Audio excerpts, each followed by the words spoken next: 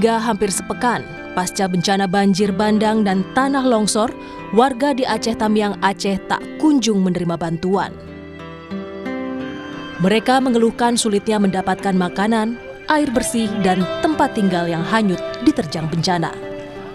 Bahkan pakaian yang dikenakan pun hanya yang tersisa di badan. Barang-barang semua sudah habis, bahkan baju saja kami tidak punya. Banyak yang kelaparan. Anak-anak di sini butuh makan, obat-obatan, tempat juga tidak ada, Pak. Udah hanyut semua. Kami butuh tenda, Pak. Kami butuh bantuannya. Belum dapat bantuan apapun. Kami mau konsumsi air banjir itu. Ada sini banyak yang sakit, Pak. Kami mohon, belum ada apa-apa kami di sini. Pesawat lewat, belum ada turun apa-apa di sini, Pak. Kami ada itu sakit, ada yang sakit, ada anak-anak. Ini mulai batuk-batuk kami, Pak. Bantuan sulit masuk untuk warga terdampak bencana di Aceh Tamiang karena akses menuju lokasi bencana yang masih terputus.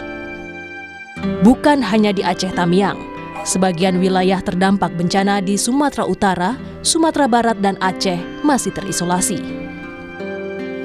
Bukan hanya akses fisik seperti jalan dan jembatan yang terputus, namun juga akses internet untuk berkomunikasi dengan dunia luar.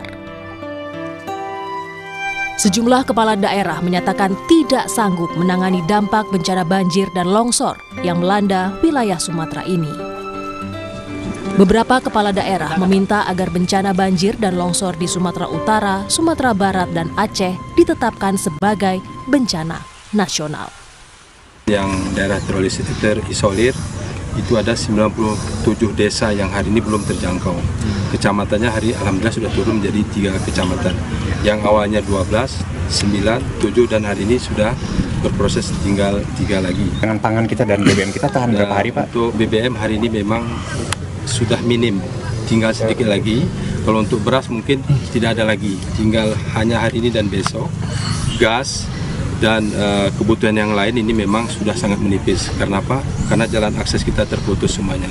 Bupati itu kita tanda tangani, ada bagian yang tidak mampu kita tangani dan harus dibantu oleh provinsi dan juga harus ditangani oleh pusat.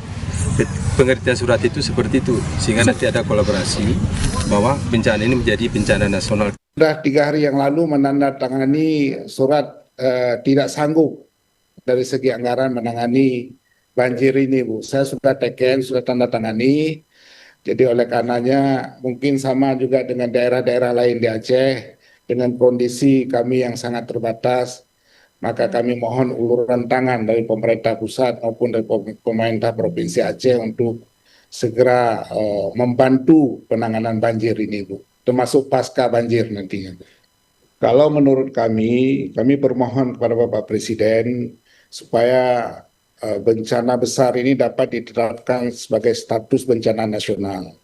Itu memang benar barangkali apa yang disampaikan oleh Bapak dari BNPB, tapi khusus untuk Kabupaten Nagan Raya sampai saat ini itu belum ada bantuan dari pemerintah pusat yang kami terima, Pak. Jadi oleh karenanya saya kira dengan penetapan status bencana nasional ini, maka penanganan akan lebih cepat. Karena ini terkait dengan waktu juga, ini masyarakat boleh sakit semua. Direktur Eksekutif Amnesty International Indonesia, Usman Hamid, mendesak pemerintah untuk menaikkan status bencana di Sumatera menjadi bencana nasional. Dengan menaikkan status menjadi bencana nasional, Usman menjelaskan pemerintah bisa dengan cepat mendistribusikan bantuan dan menerima bantuan dari dalam maupun luar negeri. Sekali lagi, kami turut mendesak kepada pemerintah untuk segera menyatakan keadaan darurat nasional. Ini demi percepatan pertolongan kepada saudara-saudara kita, kepada satwa-satwa Indonesia di Sumatera Utara, di Aceh, dan juga di Sumatera Barat. Pernyataan keadaan darurat nasional ini sangat penting untuk membuka segala peluang bantuan dari dalam maupun dari luar negeri. Pemerintah tidak perlu beralasan takut asing.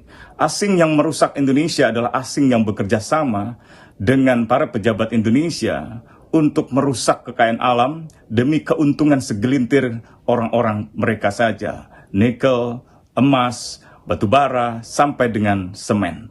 Hentikanlah tambang-tambang, deforestasi, hentikanlah kriminalisasi terhadap para aktivis. Dan sekali lagi, nyatakanlah keadaan darurat nasional untuk bertolongan saudara-saudara kita di Sumatera Utara, di Sumatera Barat, dan juga di Aceh. Namun pemerintah menegaskan belum perlu ada perubahan status menjadi bencana nasional. Pasalnya, penanganan bencana di Aceh, Sumatera Utara, dan Sumatera Barat oleh pemerintah sudah semaksimal mungkin. Pemerintah punya banyak pertimbangan dalam menentukan status bencana. Paling penting adalah penanganannya.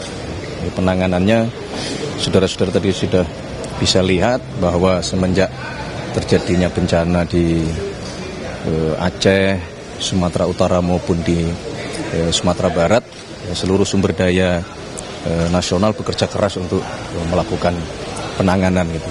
Jadi berkenaan dengan masalah status itu banyak pertimbangan dan sampai hari ini kita merasa, pemerintah merasa bahwa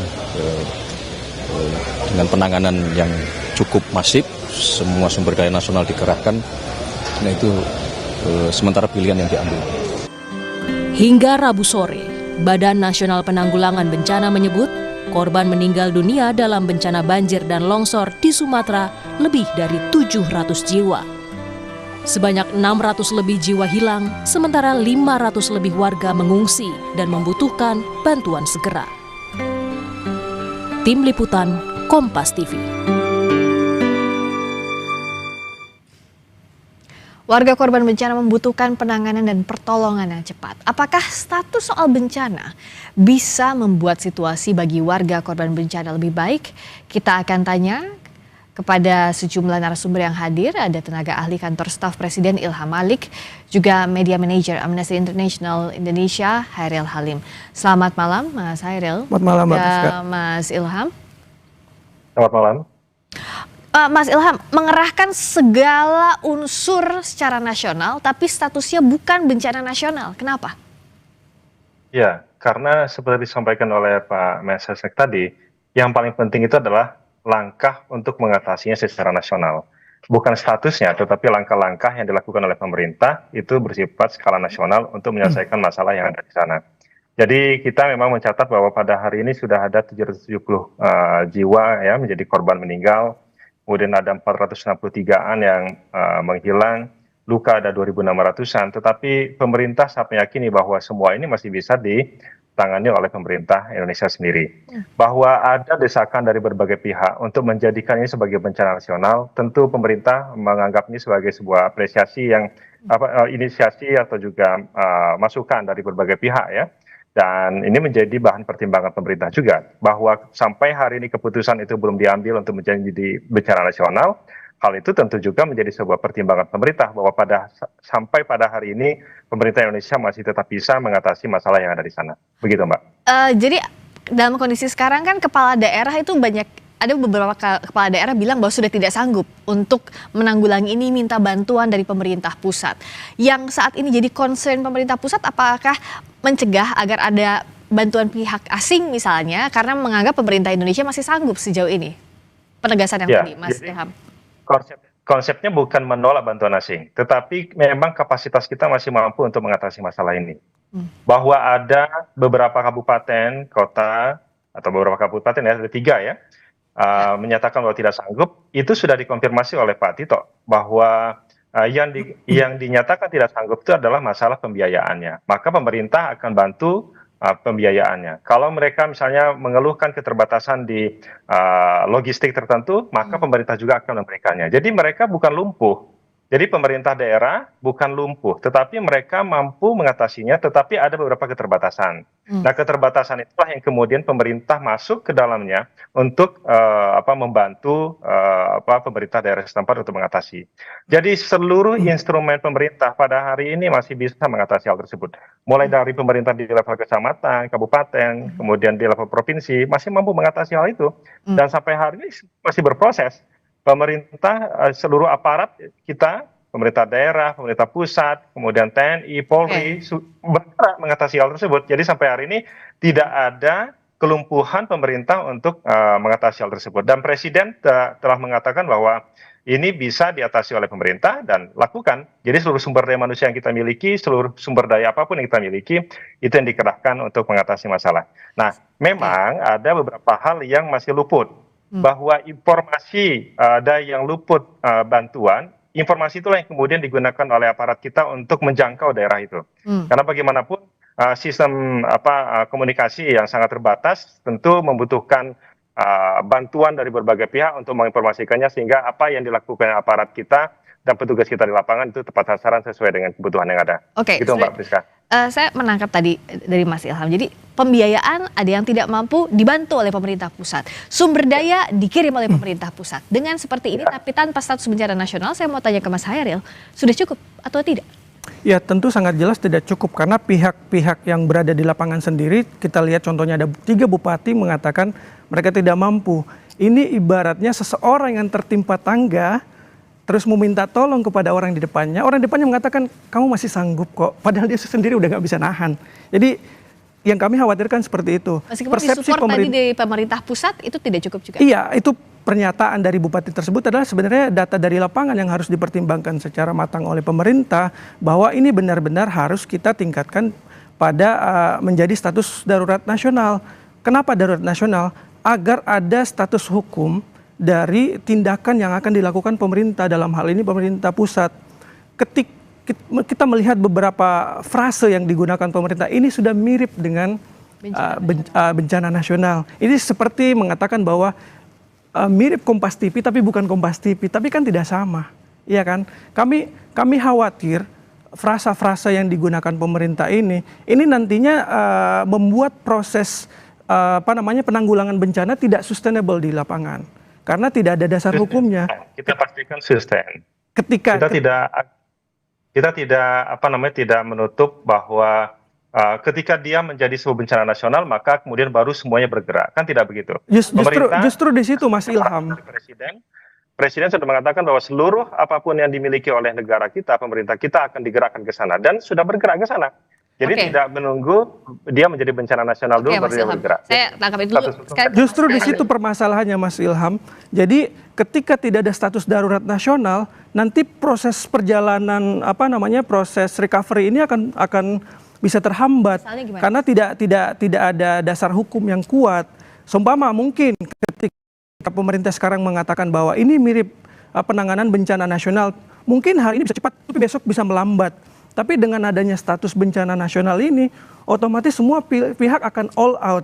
Dan di mana juga dengan status bencana nasional juga semua elemen bisa ikut membantu, termasuk ketika ada tawaran dari lembaga-lembaga internasional untuk datang membantu. Sebagaimana kita ketahui negara tetangga kita yang tertimpa bencana banjir ini, Sri Lanka itu membuka diri terhadap bantuan dari luar negeri untuk masuk ke dalam Sri Lanka untuk membantu proses penanganan banjir di sana. Jadi pemerintah pusat seharusnya tidak menutup diri dari segala jenis bantuan yang ada. Oleh karena itu, status darurat nasional ini bisa membuka pintu untuk semua elemen bisa bergabung bahu-membahu untuk memberikan proses recovery atau proses evakuasi yang cepat.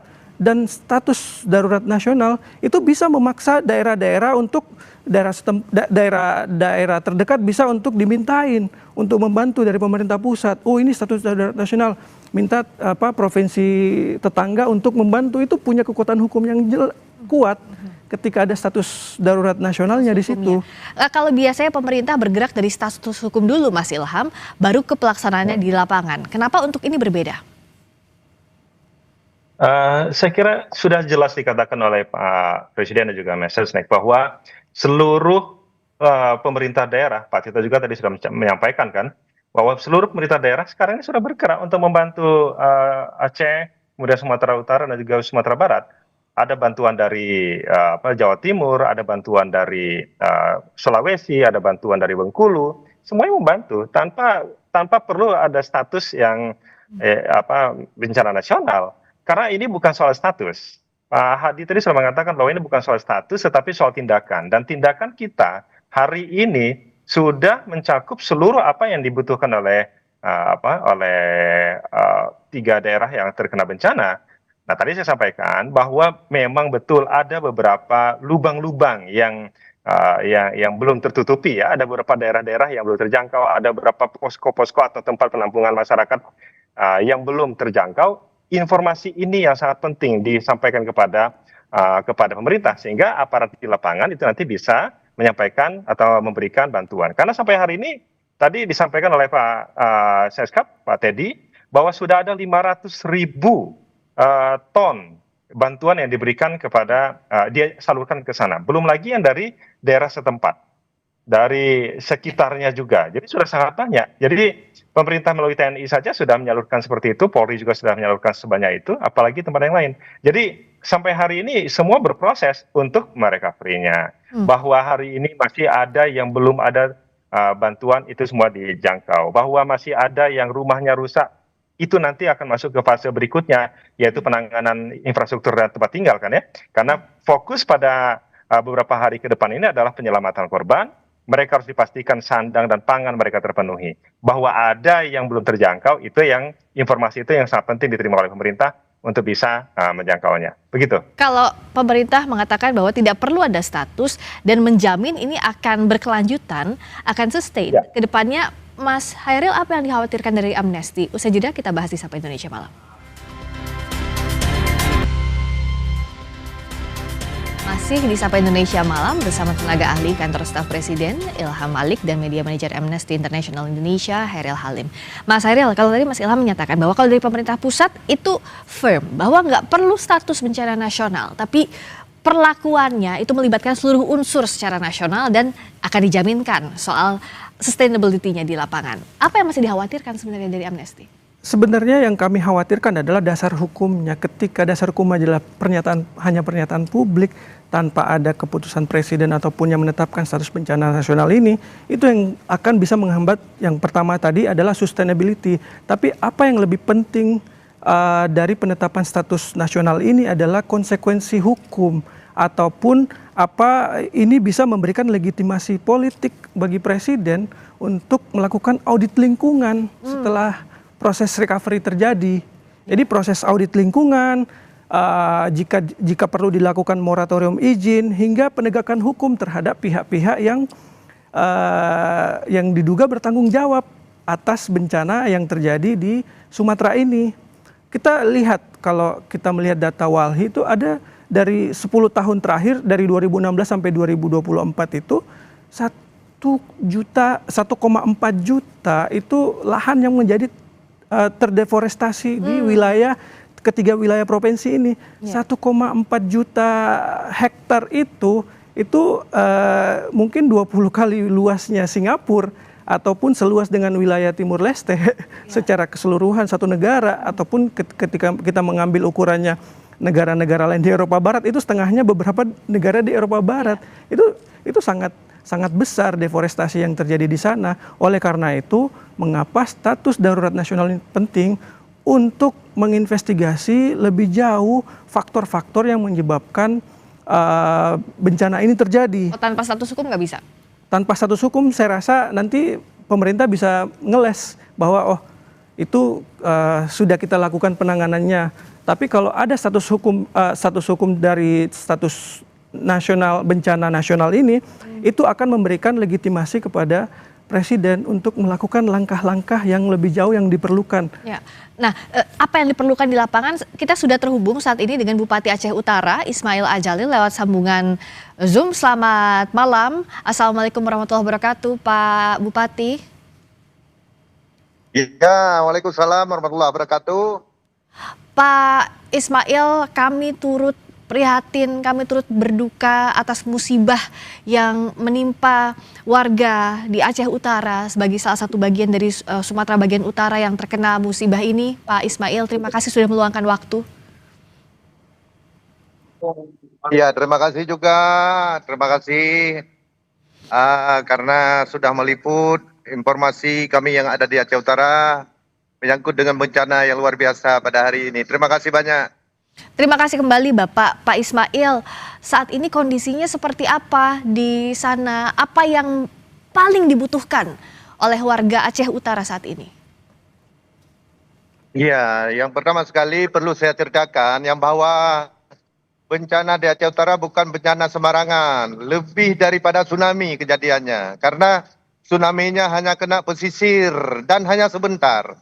Tapi ini sudah 9 hari, masih belum reda. Jadi rumah satu kampung itu ada rumah tinggal rumah 18 unit, lain semua hanyut. Maka pada hari ini ada sekitar 9 kecamatan lagi yang terisolir, yang belum bisa kita masukkan makanan kepada mereka yang pengungsi. Ya. Karena semua jalan putus, irigasi putus, lumpur semua di atas badan jalan, kemudian tiang-tiang listrik semua roboh. Rumah-rumah di atas jalan ini masih sedikit-sedikit kita perbaiki supaya tembus ke masyarakat kita yang mengungsi di pedalaman. Pak Ismail, saat ini juga bergabung di dialog kita ada Pak Ilham Malik yang merupakan tenaga ahli kantor staf Presiden. Apa yang mau Bapak sampaikan langsung kepada pemerintah pusat? Ya, pertama sekali saya mohon kepada Bapak Prabowo agar membantu kami di Aceh Utara ini yang sedang malam-marit. Karena kami di kabupaten ini tidak sanggup lagi menangani banjir yang bencana yang luar biasa ini. Mohon perhatiannya Bapak Presiden untuk menangani persoalan yang ada di Aceh Utara. Saat ini sudah ada bantuan yang masuk, Bapak? Apa yang sudah ada? Yang sudah ada hanya yang ada di kabupaten. Yang di pusat belum ada. Kemarin saya minta itu pesawat dari BNPB. Sampai sekarang belum datang.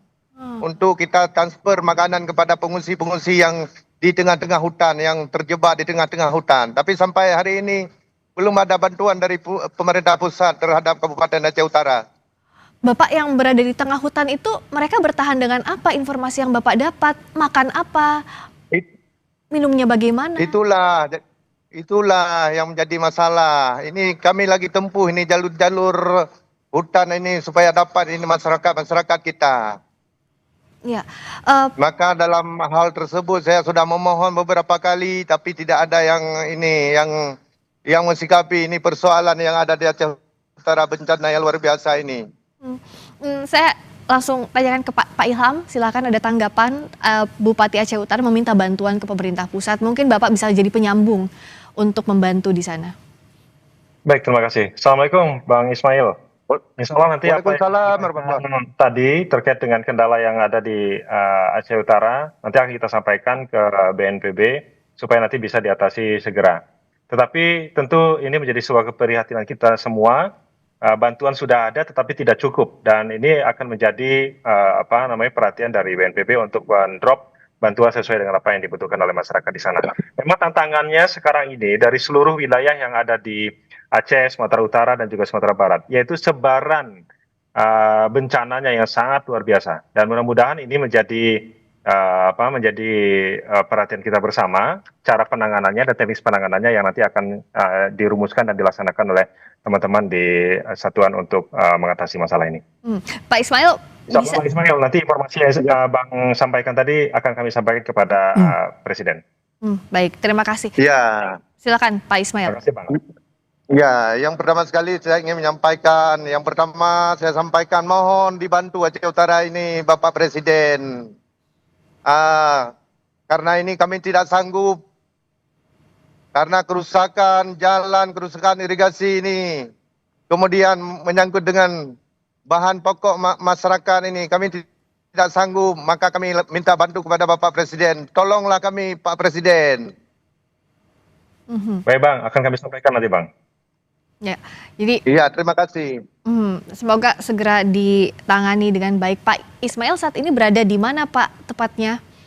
Ini, ya saya barusan ini di lapangan, ini lagi kasih bantuan masa panik kepada masyarakat yang lagi mengungsi, begitu. Itu di mana Pak masyarakat yang mengungsi yang Bapak kunjungi saat ini? Musibah di Aceh Utara ini dari 27 kecamatan, cuma yang tidak terendam habis cuma 2 kecamatan, yang lain rata semua. maka saya bilang lebih daripada tsunami yang terjadi di tahun 2006 kemarin. Untuk warga yang di pengungsian tentu butuh banyak bantuan. Saya akan tanyakan lebih banyak lagi. Kita akan jeda dulu sejenak, Pak Ismail, Pak Ilham juga Mas Hairil. Kami akan segera kembali di Sapa Indonesia Malam.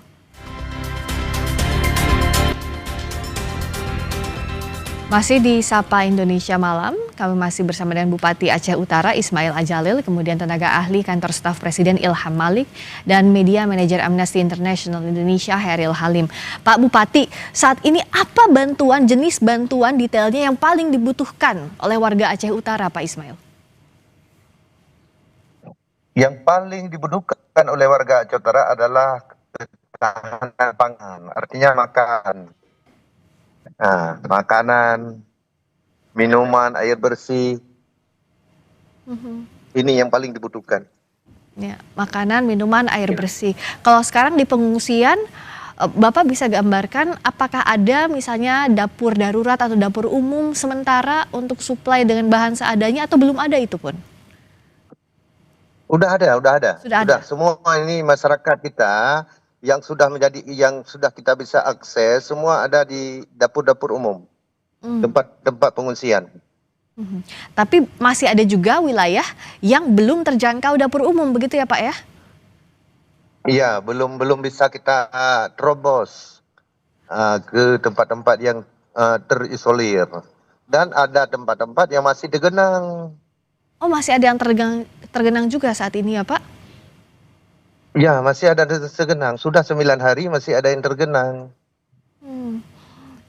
Pak Ilham, apa yang bisa pemerintah pusat dorong? Tadi makanan, minuman, air bersih itu kebutuhan yang paling ditunggu saat ini di Aceh Utara. Untuk bergerak ke sana, termasuk untuk membuka akses warga yang masih terisolasi itu seperti apa, Pak?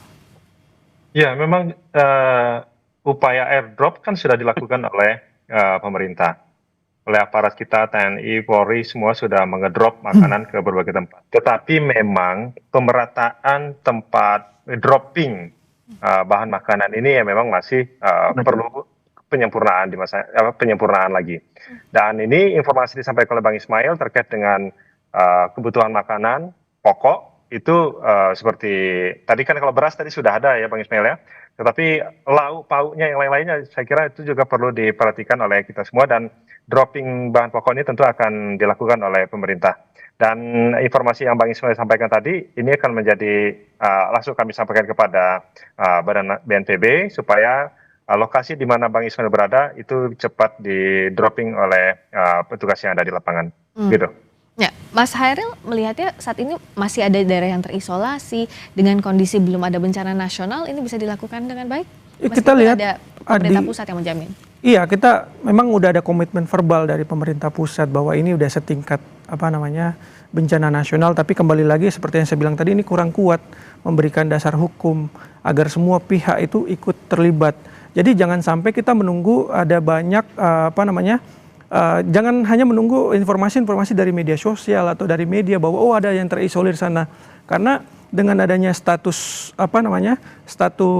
bencana nasional ini itu memberikan instruksi all out kepada seluruh perangkat negara untuk melakukan mapping, melakukan distribusi bantuan tanpa harus menunggu adanya informasi-informasi yang berasal dari publik. Tentunya informasi dari publik penting, tapi upaya all out inilah yang perlu dilakukan saat ini. Jangan sampai ada daerah-daerah yang tidak terjangkau. Karena apa? Karena tadi statusnya bukan darurat nasional, itu sehingga seluruh sumber daya itu tidak dikerahkan secara maksimal. Jadi kenapa status bencana nasional ini penting, agar ada kekuatan hukum yang menjadi landasan bagi semua aparat negara untuk bergerak, melakukan evakuasi, recovery, dan juga nanti melakukan penegakan hukum setelah proses evakuasi dilakukan di lapangan. Jadi memang harus ada dasar hukum itu. Jadi statement verbal dari pemerintah bahwa kita menjamin sustainability itu saya rasa kurang kuat. Harus ada produk regulasinya yang menjadi dasar hukum ketika supaya Presiden menetapkan ini bencana nasional, itu kan nanti ditindaklanjuti dengan edaran-edaran ke daerah setelah semua daerah cara bertindaknya pun berbeda ketika dia bencana nasional dengan bencana yang mirip bencana nasional statusnya. Jadi beda tapi sama, gimana bilangnya ya? Hampir sama tapi beda. Hampir sama tapi beda. Jadi kalau hampir sama tapi beda, kenapa nggak disamain aja? Oke. Nah, saya tanya ke Pak Bupati. Kalau dari Pak Bupati, sebenarnya penting atau tidak status bencana nasional sejauh ini? Kalau dari daerah, apa sih yang diinginkan? Gini masalah status. Kalau di daerah ini kan memang kita tidak bisa berbuat apa-apa. Kalau kita lihat dari bencana tsunami itu kan hanya sebentar. Hanya sebentar, udah selesai. Tapi ini bencana sampai hari ini belum selesai. Mayat sekalipun belum habis ditemukan. Baru ditemukan 121 orang. Kehilangan nyawa manusia, yang kehilangan ada 118 orang lagi yang hilang menurut data sementara. Ya. Apakah tidak wajar itu status menjadi bencana nasional? Kemudian kalau tsunami waktu itu hanya pesisir kenanya. Tapi ini di Aceh Utara aja 27 kecamatan, cuma 2 kecamatan ini yang tidak kena. Tapi tidak kena semua, separuh kena.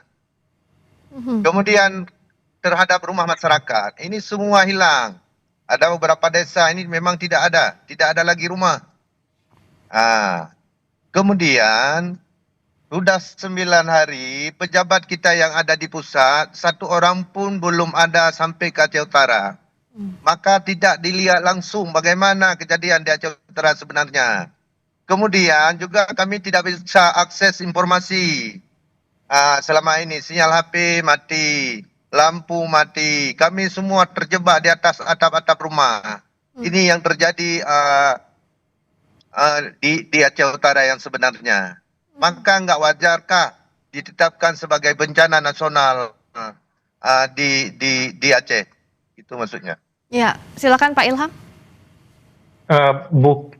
Kita ingin mengatakan begini ya. Kita ini butuh status atau tindakan nasional. Kalau kita butuh tindakan nasional, itu yang dilakukan oleh pemerintah. Dan sampai hari ini pemerintah masih begitu serius untuk mengatasi masalah yang ada.